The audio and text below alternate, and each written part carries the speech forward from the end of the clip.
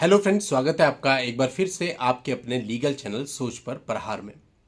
दोस्तों, मान के देखो, सोच के देखो, यदि आपके केस चल रहे हैं, आपके ऊपर 498 का केस भी हो चुका है और भी केस पत्नी के द्वारा चल रहे हैं, और कोर्ट प्रोसीडिंग के दौरान कोई एक तथ्य ऐसा निकल के आ जाए कि कोर्ट ये कहे सारे केस खत्म, तो आपको कैसा लगेगा?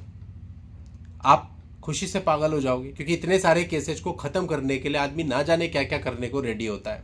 कई बार तो ऐसे ऐसे सेटलमेंट करने को राजी हो जाता है जिसके लिए उसे लोन पे लेकर के पैसा देना पड़ता है। मैंने इस प्रकार के मामले देखे हैं। अपना घर या जमीन बेच करके सेटलमेंट करता है, इस प्रकार के मामले भी देखे हैं।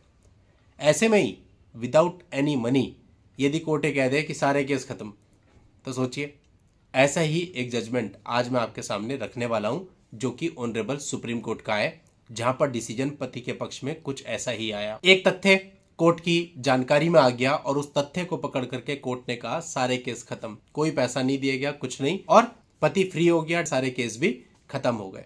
तो आप इससे समझ सकते हैं कि ये फैसला कितना इंपॉर्टेंट आप लोगों के लिए रहने वाला है। तो आखिरी तक वीडियो में बने रहिएगा। कल मैंने मेंबरशिप वीडियो अपलोड किया था।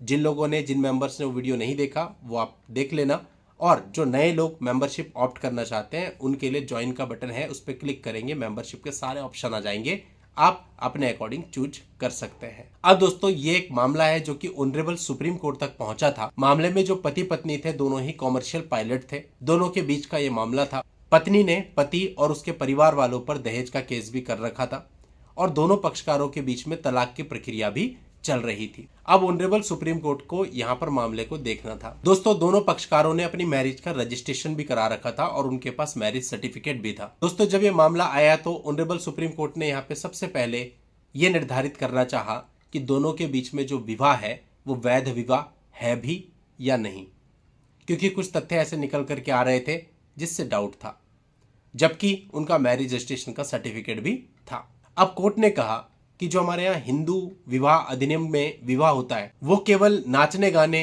और खाने पीने का मौका भर नहीं है और ना ही कोई व्यवसायिक लेन देन है। जब तक कि इसमें रस्में नहीं निभाई जाती तब तक ये विवाह वैध विवाह नहीं कहलाता है। यानी हिंदू मैरिज एक्ट के अंतर्गत वैध विवाह होने के लिए विवाह में होने वाली रस्मों का निभाया जाना जरूरी है। बेंच ने कहा कि हिंदू विवाह एक संस्कार और एक धार्मिक उत्सव है जिसे भारतीय समाज में अहम संस्था का दर्जा दिया जाना जरूरी है। जहां हिंदू विवाह में सप्तपदी और ऐसे ही अन्य रीति रिवाज नहीं हुए हैं उसे हिंदू विवाह नहीं माना जा सकता है। बेंच ने संविधान के आर्टिकल 142 का हवाला लेते हुए कहा कि दोनों पक्षकार, दोनों पायलट कानूनन शादीशुदा नहीं है। इसके साथ ही कोर्ट ने उनके मैरिज सर्टिफिकेट को रद्द करार दे दिया। कोर्ट ने उन दोनों के मध्य चल रही तलाक की प्रक्रिया और पति व उसके परिवार वालों पर किए गए दहेज के केस को भी रद्द कर दिया। यानी यहाँ पर कोर्ट की जानकारी में आया कि दोनों पक्षकारों के बीच में हिंदू विवाह में होने वाले रीति रिवाजों को नहीं निभाया गया है, फॉलो नहीं किया गया है। उन्होंने जस्ट कागजों में शादी कर ली है, एक मैरिज सर्टिफिकेट बनवा लिया है और हो गया। तो कोर्ट ने कहा ऐसा नहीं होता है हमारे यहाँ, और ऐसा बहुत सारे लोग करते भी हैं। मैंने खुद देखा है, जहां पर उनकी एक्चुअल में शादी नहीं होती, कोर्ट में जाते हैं, एक शादी का कार्ड छपवा के लगवा देते हैं और अपना मैरिज रजिस्ट्रेशन करा लेते हैं, लेकिन वास्तविक विवाह रीति रिवाजों के अनुसार उनका नहीं होता। तो ऐसे मामलों में कोर्ट ने कहा जब शादी ही नहीं हुई तो तलाक का तो मतलब ही नहीं होता और दहेज के केस का भी मतलब नहीं होता। तो ये एक छोटा सा पॉइंट पकड़ में आया जिसकी वजह से तलाक की प्रक्रिया, दहेज की प्रक्रिया सब कुछ खत्म हो गया। तो चांस की बात होती है आपके मामले में भी ऐसा कुछ पकड़ में आ जाए तो एक छोटा सा पॉइंट आपको सब चीजों से फ्री कर सकता है। दोस्तों, जितने भी हमारे मेंबर्स हैं उनके लिए अगली लाइव स्ट्रीमिंग संडे को होगी रात के 9:30 बजे।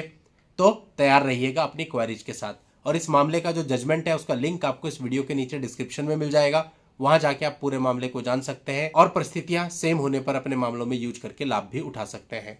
आज के इस वीडियो में इतना ही। नेक्स्ट वीडियो में नई जानकारी के साथ मैं आपसे फिर मिलता हूं। तब तक के लिए good bye and thank you for watching. Take care.